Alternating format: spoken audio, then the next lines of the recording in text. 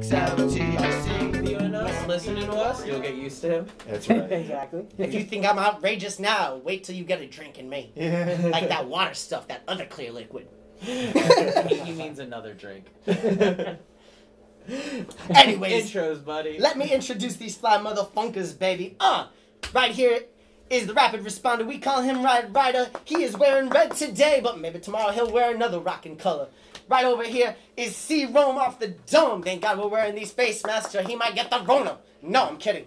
I would have got away from that touch, man. That touch is high touch. Oh, snap. This is Cody Funkin' Orange, baby. Funkin is his middle name, and you'll never forget it. And I'm Stu Sauce, the sexiest host with the most. And if you ain't having a dope time, rewind and try again. No, I'm kidding. Keep going. I'm your front man for Xotic Yeyo. Oh, man. I'm always happy to see you guys. Enough with the Rona jokes because Rona is no joke, so please take care of yourselves and wear your funky masks like us. I know mine looks like it came off a shirt because it did. And they've got the real legit thing. So PPE spells...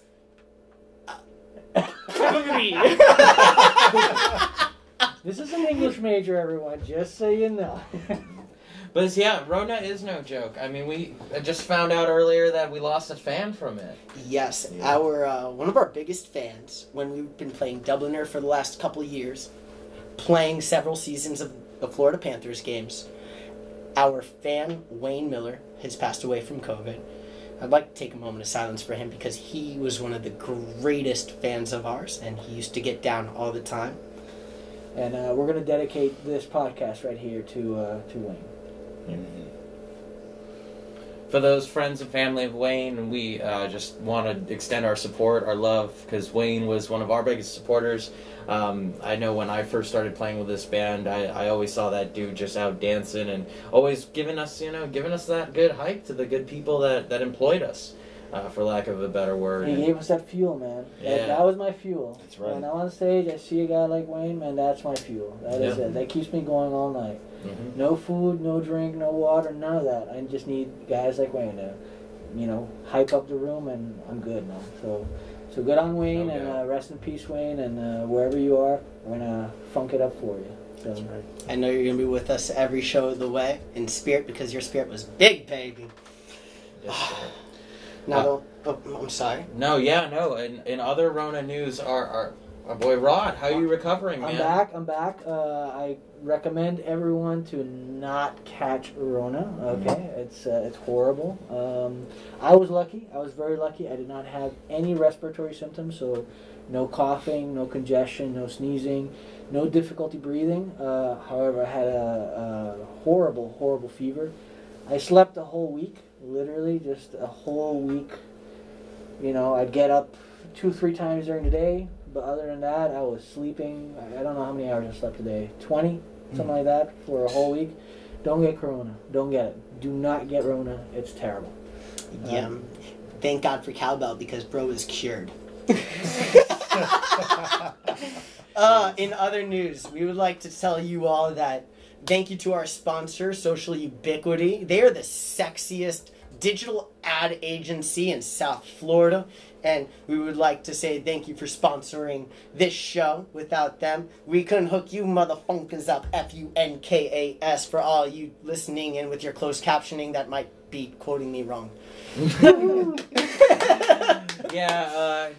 I've learned that it's the first 5 to 10 minutes that determine whether or not you're monetized, so we gotta keep it a little clean, you know what I'm saying? Yeah. But after that, we can go off the chain. And for those of you that don't know, that are new to the whole podcast world, it's the sponsors that'll keep us up and running for a long time. We're just getting started. We're just getting back on our feet after a little break. As we just mentioned, our boy Rod over here was sick. So for those of you that watched the first 2 episodes and hung tight patiently, we thank you for your support. But if anyone's looking for some local and global sponsorship, we're trying to take this and put our names on the map and bring this out there. So my goal is to get a Manscaped commercial. I don't know about you guys. There you go. Hey, they got the best reads. And if you can't do that for us, do hit the like and subscribe because that definitely helps us out. So, and that's an easy way for you to help us. Just hit like and subscribe. Now remember, guys, you ain't cool until you wear your sunglasses. And so, that being said, let's get cool together, baby. Still, awesome to see you guys. I miss the poo-poo out of you guys, and I miss playing with you cats. Oh my god. Tell me about it. Yeah. The next best thing is we got a release out, and that's something that not a lot of people are saying right now. Yep. This is true. So if you haven't checked out our new release, oh man, wear those yellow funky moon boots. This song was named after Bro's kicks over here. He's got the coolest kicks of all the nation until you come out with some fly yellow kicks too. Then we'll write a song about that, baby. Oh! I should have warned them today, actually. You should have warned them. You should have warned them, dude. You should have kicked them up on the table. I know. Bow, bow. No, because then he shatters the glass. Exactly. You know? So, hey. I have a lot of explaining to do. Right. Yeah, I brought my funky moon boots out, baby, and all of a sudden, the table broke. And since you're talking about funky moon boots, he peeled the paint off the walls and everything else. Oh, yeah. But we'll save that for later. Let's save that for later. Let's be glad you didn't bring them in. No, right? There we go. All right. Let's get to...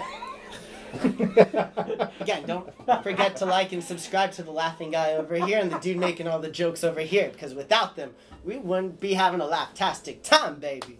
All right, Stevie Wonder, man. I love Stevie Wonder. Me too. That's I have never seen him live, actually, and I'm gonna do everything I can to change that. Let me know when you change that, because I'd like to change that too. I had several opportunities over the last couple of years, and I regret every single one that I did not take. So It's yeah. okay. Lots of people haven't seen him live, including himself. Oh, sorry. Now that we got that out of the way. You feel better now? I do, I really do. If it makes you feel better, guys, I didn't see that one coming either. Here we go. Now most of us can see clearly. Oh boy. You guys are so great. I miss you. That was coming, by the way. We knew that was coming. I know, right? But listen, the man has a vast catalog. I mean, from the time he was, 14, 15 years old? Probably younger than that at Motown. He owned the 70s. Oh, yeah, absolutely. Do you know the story of, now we're going to go on a little tangent with Paul Simon here. Okay. Do you know the story about Paul Simon's Graceland album? No. So he won Album of the Year for that, and that was between, I think it was between Songs of the Key of Life and Intervision. Okay. Right? It was the 1 year that Stevie took off. Sure. And in his acceptance speech, Paul Simon went on stage and said, "Thank you to Stevie Wonder for taking a year off so I can win Album of the Year as well." Wow. He owned the 70s. Stevie Wonder owned the 70s. I mean, you know, Intervisions, end to end. You know, I have it on LP. Songs in the Key of Life, I also have that on LP. Yeah. You can listen at end to end. You don't have to skip anything. No, you know, no. it's. I mean, it's gold. He's up there. You know, like he's up there. Mm-hmm. He's up in the level, like with Prince, basically as a musician. He can play everything. I'm gonna get you a freaking. I'm trying to keep this thing on, bro, but it's a shirt sleeve. You know how cheap masks are, Stu? No. Of course not, because you didn't bother to even check. He answered it. He said no. no. I haven't shopped in a long time. I think you guys bought me this shirt. We did 5 years ago. Yeah, it's in the Key of Life. Yeah. You guys, actually, he's right. He's right. He's right. That's what we wanted. Okay. If you make clothes and you want them to look a little better, we are looking for sponsors. Exactly. That's right. Yeah, I don't know how to dress myself. I dress myself in the dark like Stevie Wonder. Oh, God. All right. Well. Too early? Too early. Too soon. Too soon. Too much. Too much. Too much. Oh my God. Too much. Come on. So what we're gonna do now, all right? Since Stu here is being Stu, so what we're gonna do now is we're each gonna name our favorite Stevie Wonder song, all right? And then we're gonna debate and we're gonna select the top 4, okay? And we're all gonna be good sports in that and not be like, I picked mine and that's it, all right? Because I picked mine and that's it. There you go. Of course, that's Stu. I'm the front man. I get to choose everything. All right. So since you start, why don't you start? Stu? Yeah. You already told me you didn't like my song choice. No, I'm kidding. So, let me tell you. I think out of all the songs, the best song is what? I'm trying to remember the name of it. Now I'm 3 sheets into the wind. I'm trying to remember. It's the one that goes bum bum bum bum. Sir Duke. Sir Duke. Thank you. I was drawing a blank. I knew it was after a jazz guy, but I didn't want to call it Charlie Parker. Okay. You all laughing at me and my knowledge of bebop. And he's on a roll tonight, ladies and gentlemen. He's on a roll. He is on a roll. Yeah. Get him some butter. Get him some butter. Oh man, you know how to make people happy by buttering it up. There you go. Jeez, you guys. So don't why do you my like Sir jokes. Duke? I like Sir Duke because of that line, dude. That bop that has that swing feel. That down, down, don't. Please don't. Like, what's that called when Spotify's like, yo, man, you just played that Copyright song. strike? It's okay. Right. If you don't do it well enough, it won't pick up. That's right. Nice. Good thing I'm tone deaf. No, I'm kidding. You're really tone deaf. So, yeah, I was singing in the key of life. It was totally in the key of C, though. People's key. But yeah. Sir Duke. Sir Duke is the best. It's got that bop. It makes me want to dance and moves my shoulders right off the bat. I think I shake my butt, too. I don't even know it. Because I don't have much butt. So when it's moving, I don't know. So it's got that really badass bass fill in the middle of it. Yes, it does. Probably one of the most famous bass fills ever. Of all time. Yeah, I exactly. agree. I agree. You know, it really shines in that spot. Yeah. And I love seeing old videos of Stevie from that time playing Sir Duke. Yeah. It's, Yeah. you know, with his afro, he's got his hat. Yeah. You know, he's all 70s out, bell bottom. That's right, man. The opened up The shirt. denim, the leather. Is this before his hairline ran to his back? Okay, Way- enough. Again, he didn't see it. He didn't see it coming, so okay. Now I sound like him. Let me stop. Oh, But- boy. Rod highlights a good point. You know, you hear in this song one of the best X of all time, and that's just Stevie's thing. You know, you could throw in that this is one of the most iconic intros of all time. It's that iconic jazz intro that you could hear in movies that are set in the 50s, even though this song came out in the 70s, and Right. it fits right in because that's just what he did. You know, I think somebody's gonna say Superstition because how can you not? And that's one of the most iconic riffs of all time. That's just his thing. Well then, Well, since we're on there, since we're right there, how about you, Cody? my favorite Stevie song is Superstition. Nice. Forget the lyrics, just the music, you know, the instrumentation Brilliant. by itself, Mhm. you know, it's just, oh man, you know, I like the comments you made about the last song, how it sounds like it's from the 50s and it just transcends even though it's from the 70s and even up until today, you know, Superstition, oh my God, you know, Stevie knew what he was doing. His singing there also. His singing there, in yeah. Yeah. And Yeah. somehow, with all the great instrumentation that's in that song, Right. his singing somehow That's right. eclipses it. you That's know? right. And that's amazing. Right. And That's right. that's how great Stevie is. He was a great everything. He can play drums, he can play keys, Yeah. he can play bass, he can play guitar, and he can probably play other stuff that I don't even know about. Yeah. Played the poo-poo out of that harmonica, man. Oh my God. Absolutely. Oh, that too. Yeah. And he can sing. He can sing. Oh my God, Yeah. can that man ever sing? And that's something that's, you know, we'll cover other artists in this series. It's our goal to cover, you know, all the way back into the 60s and 70s, all the way to present day. So we'll get there. But we're going to cover some dudes that aren't known for their singing chops, but do other things with their music. That's and right. other things that are incredibly important for influencing how music has evolved to today. But Stevie is not one of those guys.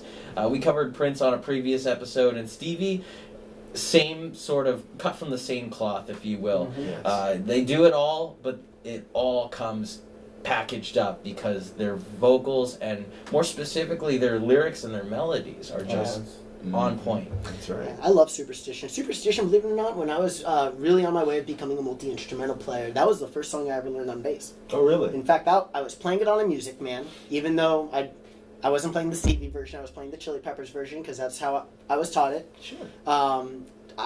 That song will forever be ingrained into my soul because of that song has that bass line, that feel, whether it's played by Stevie or played by Flea or played by Rod over here, it's got this nasty, like, the way it's put together is just so how do I say it? It's got no words. It's ineffable. It's really dope.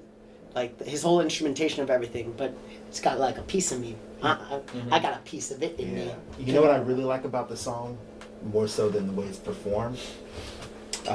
Which this has to do with it being performed. There are a lot of musicians now, drummers, keyboard players, guitarists, bass players, horn players that are taking that song and dissecting it. Mm-hmm. They're showing you how it's played. You know, they can't go back to 1970, whatever year it was recorded, you know, and show you how it's played note for note, but interpretation. I'd say Stevie's music is very fun to interpret. Oh, You know, Yeah, no doubt. you just said the Red Hot Chili Peppers, they take a stab at it. You know, and I'm sure there's countless, you know, of other artists that do the exact same thing and do the songs justice at that. They do a very good job at it, you know. Like, for example, Stanley Randolph is one of Stevie's drummers. He's got like 3 of them. But he went on to Drumeo, which is a drum channel on YouTube and on Instagram, and he just goes to work. He shows you how it's played.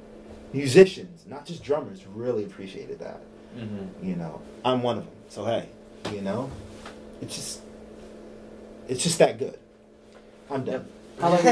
How about Yeah, you? so I'm going to vouch for a song that's not at all my favorite Stevie Wonder song, but just want to highlight potentially his greatest song, or, you know, throw this chip into the ring to just kind of further this debate of what's his greatest song. And, you know, when you talk great athletes, a lot of times you put together their accolades or how memorable they are, those moments, and how those moments compare, which is why Jordan always comes on top, because he's got the flu game and he's got the shot, and those moments in time that all things considered, all things put to the side, it's just those snapshots where you're like, that was the best thing I've ever seen. Stevie has this song called I Just Called to Say I Love You, and it is by no means his most timeless of songs, if you will. It doesn't age well. It's produced very much in the time. A lot of the sound, as Rod would say, like my first Casio keyboard. For those of you that don't know, I might link the first Casio keyboard in the description, so you can hear how corny those sounds are. But the iconic memory in this of this song in my head is that I come from a Cuban background, so we celebrate Noche Buena, which is Christmas Eve.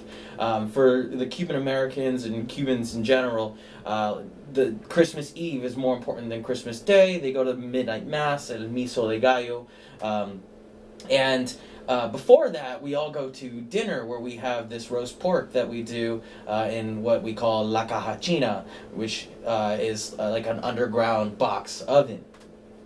And every year, I remember, you know, after the Gypsy Kings came on and after Celia Cruz had her rounds, that one song would come on. And nobody spoke a lick of English, but everyone sung every single lyric.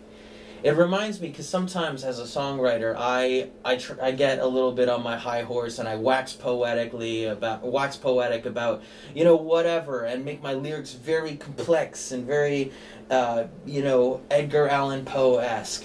But what makes a great lyricist is often writing something that's so simple that it can transcend globally. That you don't need to speak English, but you'll know every word because everybody in the world can understand. I just called to say I love you. Well said. Yeah. Well said. Is nobody gonna debate me? No, I mean, well there's said. a lot of holes you can poke in that song. No, I can poke a lot of holes in that song endlessly. Like you said, the sounds are very dated. It's a song from the 80s. I remember it. Actually. And yeah, it's not what you would call Stevie's coolest song. But it still showcases his brilliance as a songwriter, okay? Because, like you said, it is simplicity, and you know I'm a big fan of simplicity when it comes to songwriting. It's the key, you know. That's how you get there, you know. Stevie has showcased complexity. I mean, the songs we have talked about before are, you know, they're challenges. They're challenges for musicians to perform. Yeah. And this would be the opposite, but it's still great, you know. Even though it's dated, even all that, it's still great, you know. So I think that's actually a very good one to suggest. I guess it's my turn, right? Yes, sir. All right. So then I'm gonna nominate "Living for the City." That's a good one. Which comes off of Intervisions, if I'm not mistaken. I believe so. I believe so, and it's. A small face. Stew sauce, everyone. Stew sauce. I'm trying, guys. You can tell I'm trying. I keep on picking it up as fast as it falls down. So,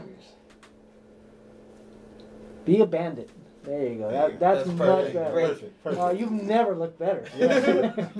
You're so handsome now. Oh, what happened? No, put it back. I'm my daddy's child. There you go. Isn't he gonna like? Yeah. That's why I'm laughing. He's gonna edit it out, maybe. I don't know. I'm sure it's gonna stick. We're not cutting anything. I know. We all good-looking people here, though. I mean, I could see if that means anything. That's how I look good. I smell good with my nose. Oh boy, I'm confused about this boy. Anyways, so Living for the City. Yes.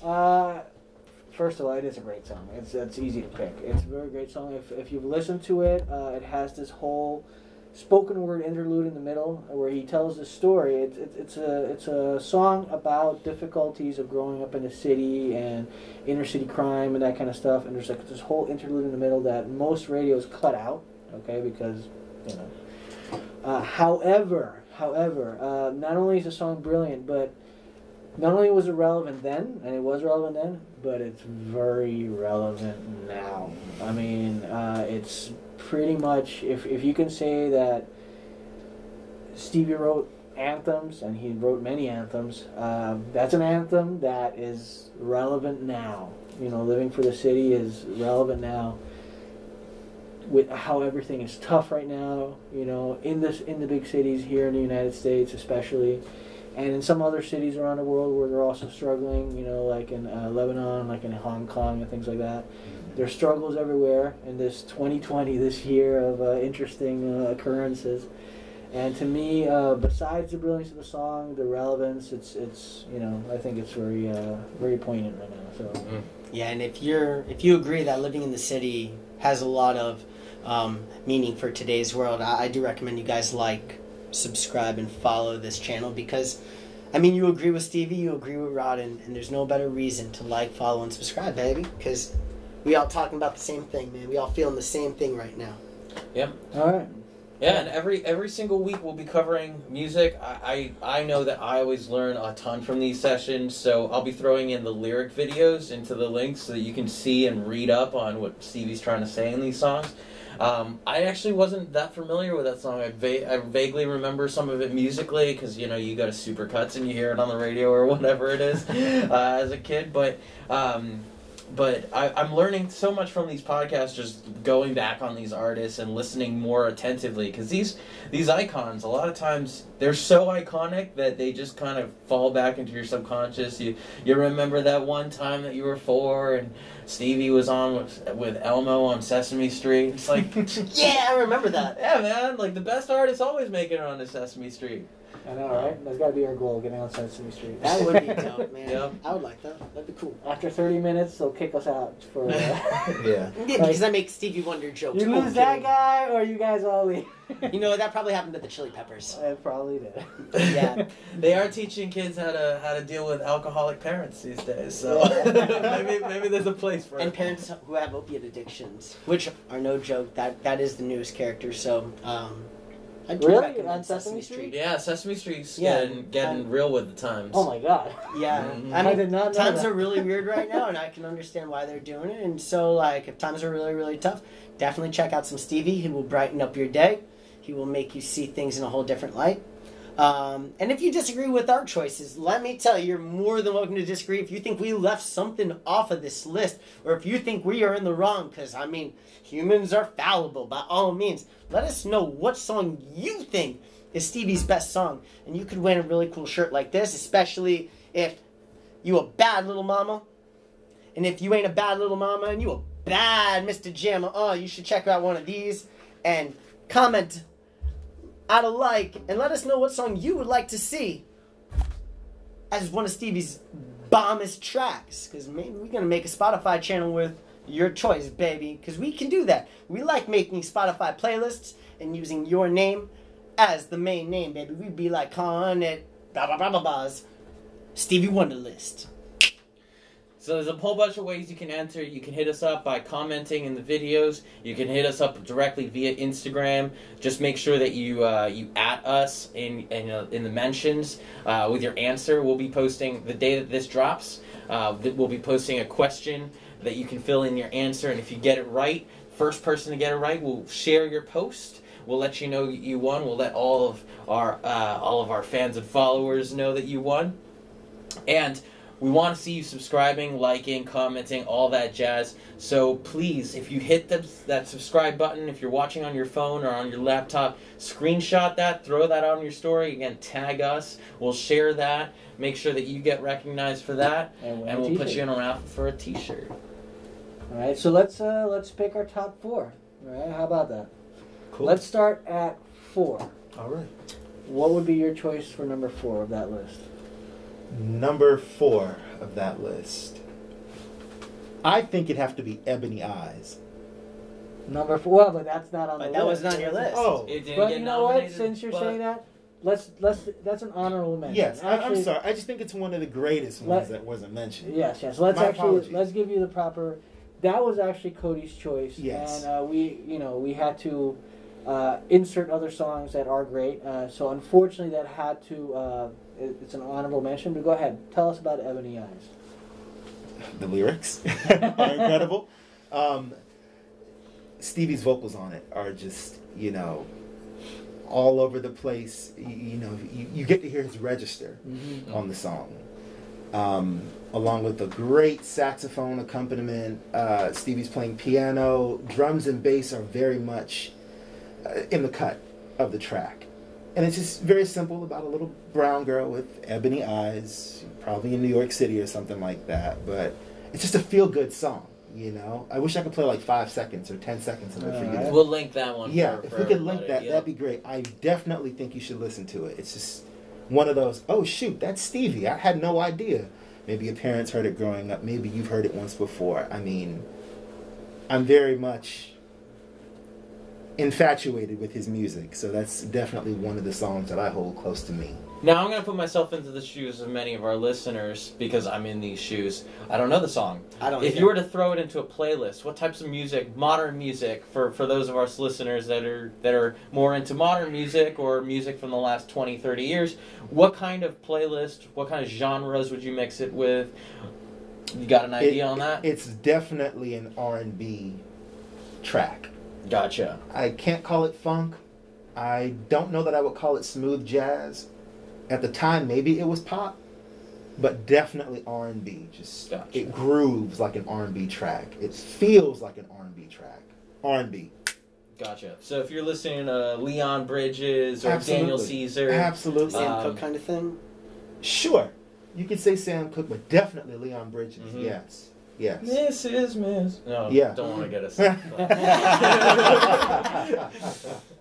All right, so honorable mention, Ebony Eyes. Yes. All right, we'll go to you on number 4. My number 4 song would probably have been Superstition. Even though I love Superstition, I do think there's too many melodic things happening in the other songs that really play a big role at tearing at my heartstrings and making me shake my moneymaker and all that other good stuff. And so I have to say Superstition is my number 4. All right, I'll go back to you now, Cody. What is your number 4? My number 4? From the other From the list. list. Yes. I Just Called to Say I Love You. Mm-hmm. I would agree with you on that. Yeah. I would yeah. agree with you on that. Yeah. I would like to change my answer. Already done. All right, so Yeah. number 4, I Just Called to Say I Love You. Yes. Definitely. Lock it in. All right, locked in. Number 3. We'll start with you. This is where I'm a little torn because I like I said, I Just Called to Say I Love You to the mix to just give it its fair share. I definitely agree that out of that list, it's at the bottom. But I'm a little torn here, so I'm going to have to bounce off what Stu just said and throw Superstition in there because I think a lot of the attention Superstition gets in there is an academic song. And what I mean by an academic song is it's what in the jazz world we call a standard. It's the kind of song that has the components that make it really great to learn, and kids all over the world that really want to learn good music play that song.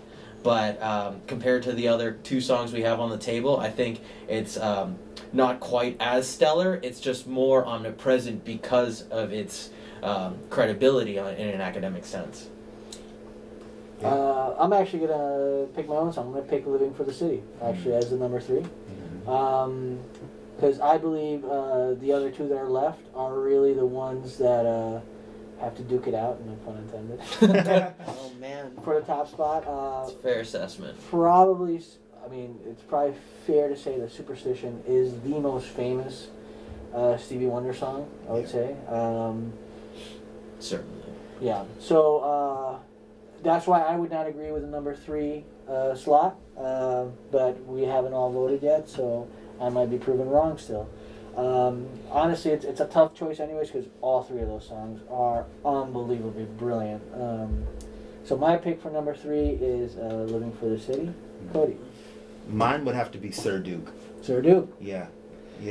I like what Caleb said about learning, as a staple of a song that you would learn. Just my upbringing, the horn players that I knew coming up, Sir Duke was their go-to. To play the melody, to play the ad-lib part, to play the verse, to play the chorus, to play the dum, ba-da-dum, ba-da-dum, ba-da-dum, ba-da-da-da-dum, I love it. At that time, and even then that song was dated 30 years old, they used that as their staple for educational purposes. I honestly feel like the other 2 songs are number 2 and number 1, which I'll reveal in a minute. But Sir Duke wasn't number 4 for me, but it's a strong number 3. So we got Sir Duke, Superstition, "Living for the City." Yes. So as of right now, the consensus would be... I know how majority rules. Superstition. That's right, baby. But we're That's not plurality, done yet. We're not done yet, Right. because at the end of the day, number 1 decides, Yes, so... that's right. And then it goes from there. That's right. So, number 2.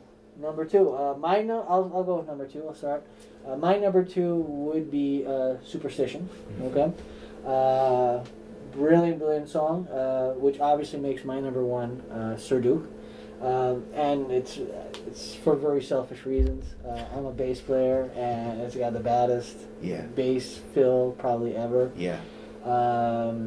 And I'm a sucker for all the Duke Ellington and all that dropping in. It's so for me the number 1 is Sir Duke. Number 2 would be Superstition. Let's take it to you, Stu. You're not gonna like my answer. It doesn't matter. I don't have to. Good. He's not gonna like my answer, but you will. So, altogether, let's see. My 4 was that song that you picked. What was that called again? Your 4 was Superstition. But I changed my answer. So You can't change your answer. You already said it. It's recorded for posterity. So, number 4. I wanted to change it. Then I you agreed went with Sir Duke. everybody. All right. So Anyways, now you have to go with number 2. Say it. my number 2 is Superstition. No, you said that was 4. So what's It's your number Sir 2? Duke, right? What was my number 3? Your number 3 was Sir Duke. No, Called to Say I Love You because I guess he because I really wanted that to be my 4 because I really like the he other one. came more, too but early it's okay. and said Superstition. Oh, man. Good thing I was ready for round 2 really fast. Snap. Huh?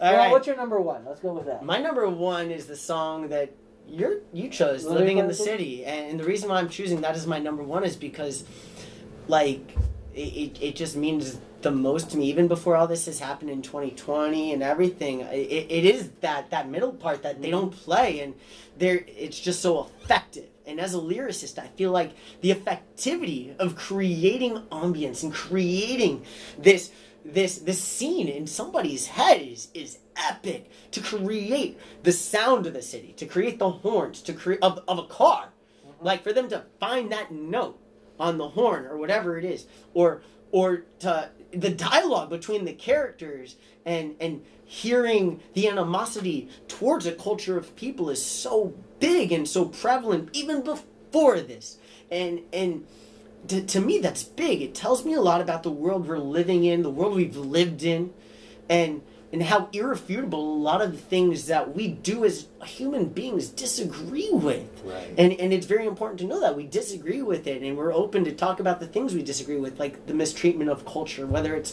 one culture to another or multiple cultures with each other, or however it works, because deep down, in the words of the Neville brothers, we are one race. We are a human race. And that was the emphasis for me. That was the life-changing point of that song for me, was knowing that middle part that gets unplayed is the loudest part of the song. Not that it's the loudest in the track. In fact, it's the softest part of the track.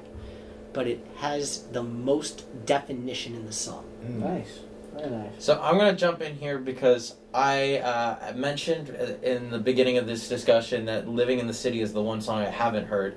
And by both of your descriptions, but most specifically Rod's in the beginning, that was what influenced me to pick the two of the three songs I knew, fourth and third, because of the way you described it. The impact, to me, above all, the thing I commend most in music, in lyrical music, are lyrics. Secondly, melody, and everything else is tertiary. But I can't fairly vouch for it as my number one because I don't know the song. You make great arguments for it and allowed me to move Superstition and I Just Called to Say I Love You in my 3 and 4 respectively. But by default, I have to pick Sir Duke as my number one because I think it's incredible that it's timeless across generations. It wasn't yet written. I mean, the fact that it sounds that iconically 50s, the fact that you can put a bunch of gals and guys dancing in poodle skirts and leather jackets in a diner in the 50s and set that music on, and that song didn't even exist then. You put it on the jukebox and everybody's convinced it came out then, that jukebox scene was legit. That's what does it for me. Yeah. That's good. Mr. Cody. Yeah. I like that. But my number two would have to be Superstition. That was my own favorite song, but it comes second, of course, to Living for the City. Wow, how about that? Yeah, you know, you never know until you start talking about it. You know, this is good that we talk about it because then we think, ooh, what triggers, you know, this part of me when I hear this song? Can I be honest for a second? Go ahead. I don't know that middle part of Living for the City. Oh my God, it's so intense. I've listened to it in its entirety years ago. So here's how we're going to resolve that. Okay. Because I have the record. Okay, good. And it's on there. Good. So we're going to play it, you know, on my record player, and you're going to hear it. Wonderful. That's how we're going to resolve it. I look forward to that. There then. you go. All right. But thank you. No problem. I'm serious. I do look forward to that. Good. Okay. But Superstition, here's the reason why it's number two for me. Can I say the musical composition of it? You know, I think it's greater than Living for the City. Mm-hmm. But I think Living for the City's story, the lyrics. I'm a drummer. I don't look for the lyrics in anything. I look for the groove and the feel. But Caleb just mentioned that he looks for the lyrics. And so I thought of all the Stevie songs that we named and some that we didn't name. And I really just read the lyrics to myself. That's why I'm sitting here nodding my head. And Living for the City, if you know the song or you don't know the song, when you read the lyrics and you hear them come out of Stevie's mouth on wax, you really do understand that Stevie was telling a story. Mm-hmm. Whether it was in I Just Called to Say I Love You or Superstition or songs we didn't name, Black Man, If It's Magic, these are stories this man is writing, you know. Superstition, sorry, just didn't do it for me. Because I'm not a superstitious person. And somebody told me that once. They're like, oh, I believe in black magic and I believe in the 4-leaf clover and the horseshoe. I said, oh, okay. Superstition ain't the way, I guess, you know? And I'm not trying to be biased either, but Living for the City, it does tell a story and it resonates so well with what's going on in the big cities and the little cities. Here on stateside, across the pond, as we say, or anywhere in the world. So you got it from me. Number two, Superstition, and my number one, obviously, Living for the City. So that puts us in a conundrum. Puts us at a tie, and I think there's only one way to settle it. We need the audience to duke it out in the comments. That's right. There you go. That's right. We have to pick a top four. That's what we, because if we don't pick a top four that people can disagree with, how are we going to get them to yell at us in the comments? Right. True that. we gotta list them all out. Can't just have them argue over top right two. now we got Living for the City on that side of the table, and on this side of the table we got Sir Duke. We could play rock, paper, scissors. Or we can use math and average it out. Or we can talk. So I had Living for the City as my number 3, and I think I'm the only one who didn't have it in the top 2, actually. Okay. Ironically, and I'm not. Yeah. All of you had it in the top 2. Sir Duke was, I believe... My number 1.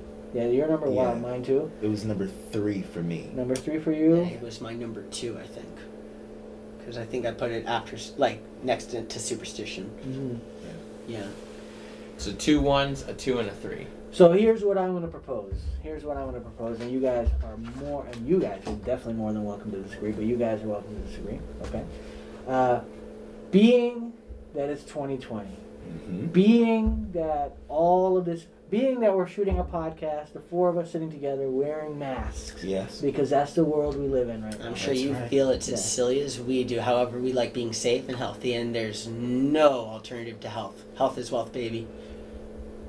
I can smack you for that. I think it's silly, but I like being healthy. We're here because we're wearing masks because this boy here I like to not socially distance It's- too much. is a little bit of a COVID slut. Hey, I've never had it. COVID slut. Well, inconclusive. Yeah, but then it was negative. Inconclusive. We're Then it was giving negative. way too much information. Too much way, information. way too much. Let's bring it back. Bring it Let's back. bring it back. Bring Let's it bring it back. back. That's All gonna be right. an edit. Being 2020, being how everything is right now, being that we're sitting here like this, I think it's only right that in this setting, in this scenario, living for the city is number 1. Absolutely. You agree? Here we You all go. agree? So, Go us. here's the top 4. Number 4, I Just Called to Say I Love You. Yep. Number 3, Superstition. I'm about that. Yeah. Number 2, Sir Duke. Hey, Number 1, top Stevie Wonder song of all time, Living for the City. I dig it. So, if you guys agree, if you guys disagree, please comment below. We all have thick skin, me especially, so you can go ahead and, wish us all sorts of ill things. Get all of your frustrations Get it out. all out. Tell us what you need to tell us. It's cool. You We're understand? the therapist that you're not currently paying for. Exactly. if we forgot a song, please let us know. If there's another song you think belongs in that top 4, please let us know. All right. that's right, guys. Tell us something good. Yes. All right. Can't help yourself. So yes, by all means, yes, that's the top 4. Living for the City, Sir Duke, Superstition. I Just Called to Say I Love You. Ladies and gentlemen, Stevie Wonder, one of the best people of all time. Would you like to lead Yeah, us guys. out? Again, don't forget to like, subscribe, hit the follow button, and then check out our shirts on exoticyeyo.com, baby. I think I look good in this one. Anyways, no Rona from nobody, guys. Stay sexy and keep the XY and sexy wherever you go, baby. That's right. Yeyo.